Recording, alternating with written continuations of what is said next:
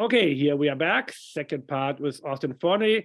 All So right. we talked about the training. Now tell us a little bit about your dogs. And I guess let's start off with your superstar, Boris. My superstar, Boris. Oh man, Boris is a superstar. I got him from Jerry Bath when Jerry Bath retired a handful of years ago, and him and Sandy have been really good to me. Most of my superstars have came from Jerry. Boris is an everyday dog. He is everything you look for. He has a strong head. He has strong feet. He has a nice coat. He recovers really well. He eats really well. He really, really has everything that you look for in a stage stop dog. He can do the speeds. He's big enough to pull the hills. And like I said in my video, he not only ran 7 stages for me last year, but he ran 7 stages for me the last 2 years, which is an incredible feat. I don't expect my dogs to run 7 stages at the race.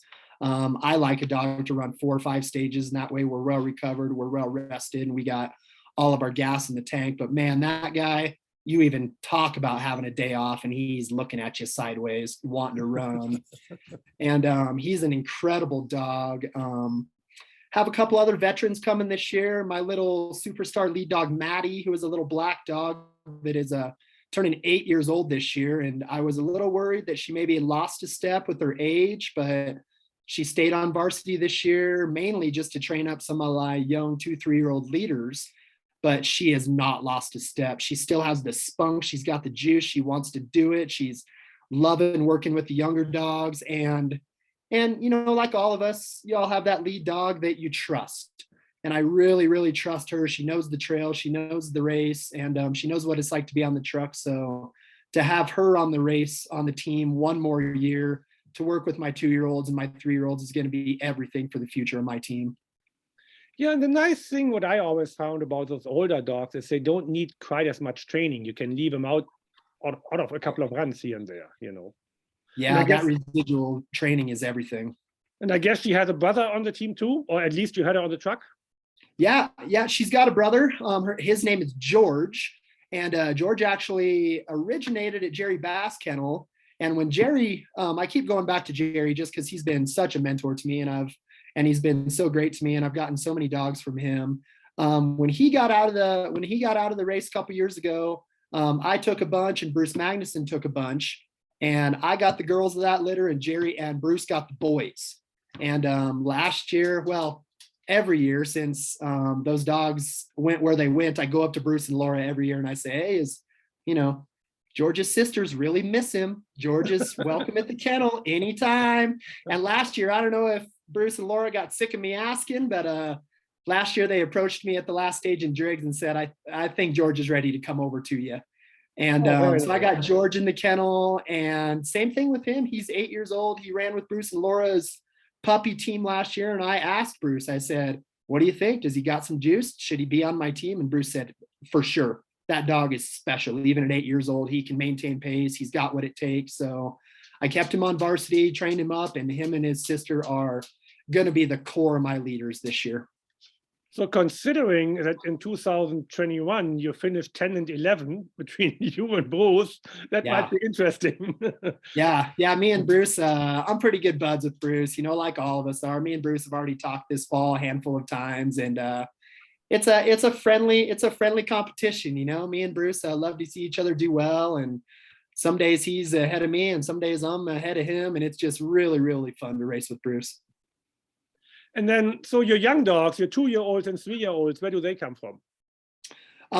In-house breeding. So I started a breeding program maybe 5-6 years ago. And since then, I haven't had to run any of my yearlings. So I wait for my yearlings to turn to 2 and to 3 when they come over to varsity. And the background of them is pretty much from Jerry Bath, a lot of Swingley influence, some Mitch Seavey influence. And a lot of that Swingley stuff came from Bruce. And another musher in the field that's been really good to me is Buddy.